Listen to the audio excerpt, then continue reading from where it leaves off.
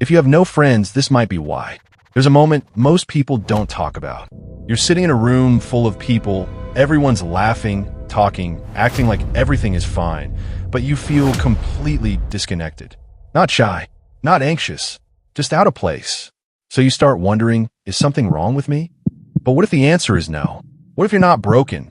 You're just wired differently. At some point, you started noticing things most people ignore. The fake smiles, the forced laughter, the subtle competition hidden inside friendly conversations. You realize that a lot of social interaction isn't real, it's performance. And once you see that, it becomes exhausting to pretend you don't.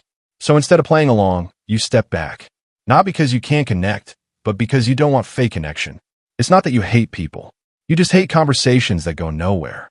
Small talk, gossip, surface-level talk. For most people, that's enough. But for you, it feels empty, like mental junk food.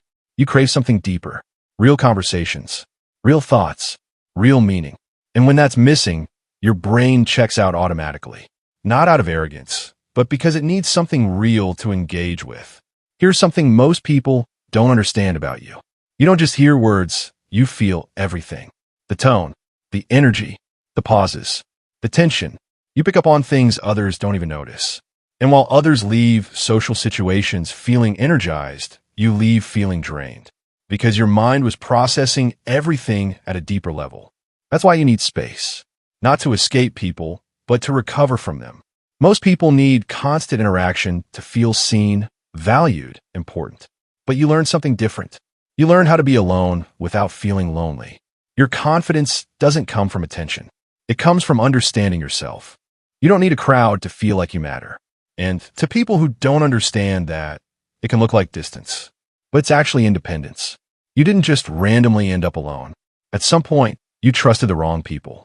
You opened up, and it didn't go the way you expected. So your brain adapted. Now it takes time, consistency, proof, before you let someone into your world. Not because you're cold, but because you value your peace. You don't give everyone access anymore. And that's not weakness. That's self-respect. So if you have no friends, maybe it's not because you're bad at connection. Maybe it's because you don't settle for shallow ones. Maybe you're not meant for constant noise, but for rare, real connections that actually mean something. So stop asking, what's wrong with me? Start asking, what am I no longer willing to tolerate? If this made you feel understood, you're not the only one. And there's a lot more about your mind that most people will never understand. So stay here, because this is where we break it down.